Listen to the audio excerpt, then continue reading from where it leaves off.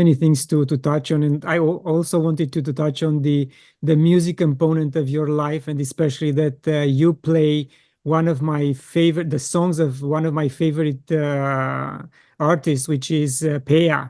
And I love her music. It's just unbelievable, so connected with nature. And I think what you do complements beautifully the shamanic side of your existence. Thank you. Yeah. Yeah, it's an important expression for me to get that aspect out there. I think the music is really healing. I've seen in the group work we've done with music and meditation how it's really facilitated positive change.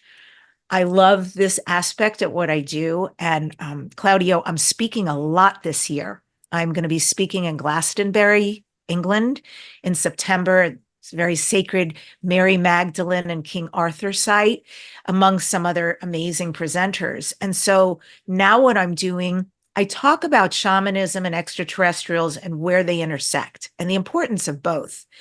And I also am going to start bringing into my speaking the musical aspect. And same, I'm speaking on a galactic origins cruise to the Yucatan. And if anybody wants to sign up for that, you should do it now, because they'll be closing the door in about a month, like if you want to book your cabin. But you can go on my website, debbidachinger.com, and just click on the cruise. You won't believe the speakers. I'm excited. Like, amazing speakers, amazing excursions to these beautiful sacred pyramids and sites. And we're going to do a fire ceremony with a grandmother elder of the Mayans. And it's going to be amazing. And so they've given me 2 90-minute spots. So same, I'm speaking about what my subject is that I'm definitely here to speak about. And then also bringing in the music. And it's going to be this beautiful weaving offering for people, because information is beautiful. The shifting is what it's really all about. Yes, and I really also thought and felt that I need a musical component in my life, not just to listen to, but produce it, create it. And I took upon learning how to play Native American flute. So I'm a beginner.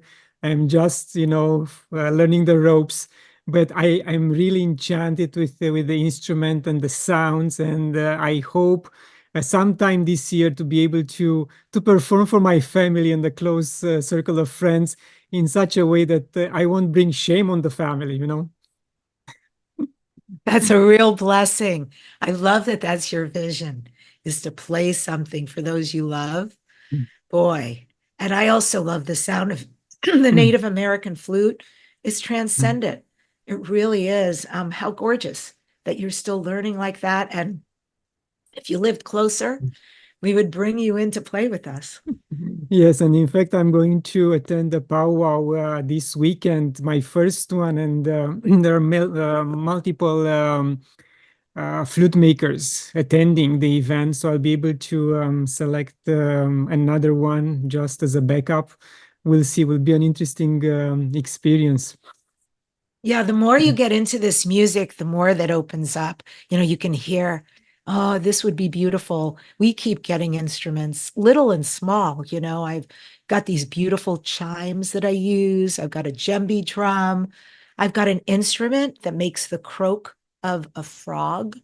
I've got an instrument that makes a little bird noise, because there are aspects in some of the songs where it's needed. Like there's a song I sing called Combo.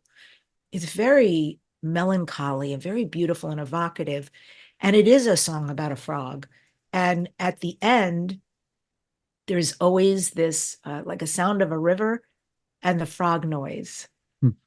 Right. So yeah, the more you get into this and start enjoying playing and creating music and people respond to it, the more you're like, oh, what else can I add to this? Yes. And, I bring experts on my podcast, and we talk about spiritual side of things and our spiritual side of life.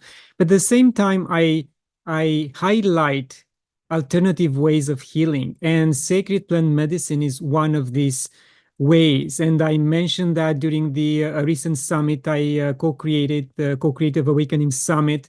and we had a couple of experts as well. Aduna Anua from Brazil. She also lives in LA. And a friend, Olga Radochai from Toronto, and they spoke about shamanism and sacred plant medicine. So I would like you also to highlight this type of healing through ayahuasca and iboga and San Pedro, because some people are still afraid that this might affect them negatively somehow. Well, okay. It's not my expertise, but it is my experience. And I will say, I've never tried iboga. I don't have any interest. Iboga is really good if you're an addict. If you have an issue with alcohol, if you have an issue with drugs, if there is something you cannot stop doing and you know it's destroying you, and you've tried everything else, go do iboga. I understand it's a one and done. It's powerful, but it's not for me. That's like 32 hours of laying on the floor, but profound. I know people have done it and changed their lives.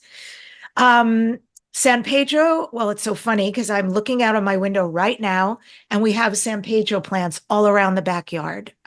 They're blessed plants. They're gorgeous, hard as heck to make. And once you get the pulp out, it's a whole process to make them.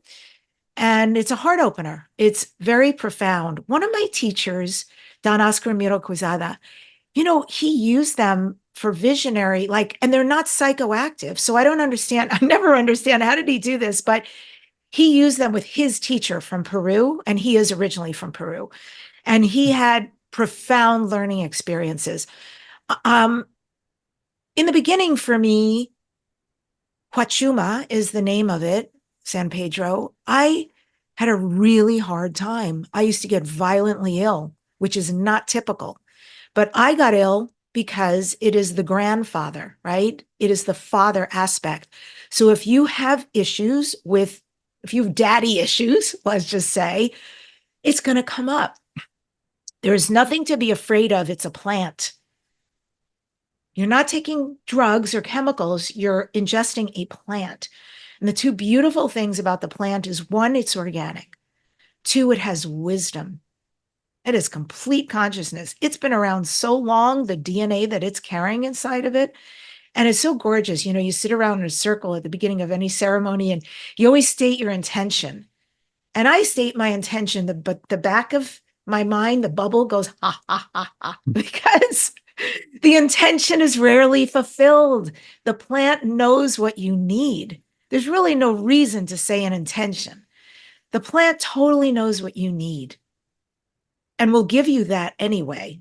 Even if you said, I want to create abundance, and the plant's like, ha, ha, ha, you got to work on whatever, like your plant, you got to work on your health. You got to work on what happened when you were a child. You got to work on the fact that you never owned up and took responsibility for XYZ. They'll bring it to you.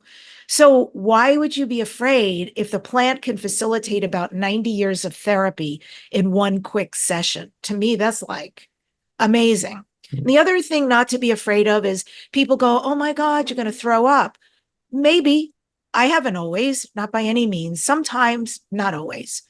But the beautiful thing about throwing up and why we all like it when we drink is because you have trauma you've stored in your body. Again, plant has wisdom. The plant will go to that trauma, surround it, because trauma is surrounded by water. That's why it doesn't leave your body. And we're about 90% water. So there's the trauma kind of floating somewhere in your body. Plant has wisdom, goes, let's extract that, honey. You don't need this anymore. And from one end to the other, you're going to take it out. When you do vomit, for instance, it is not the same as when you went out and drank too much or when you got botulism, food poisoning. Completely different experience. When you have botulism or drank too much, it's a disgusting feeling. You feel awful. You feel wretched during, you feel wretched after. This is completely different on plant medicine. In the moment, it's coming up. You got your bucket, so you're all safe. You got your bucket, you got your toilet paper, you're always safe. And if you need help, and you're working with a real shaman, there's going to be someone there to help you, right?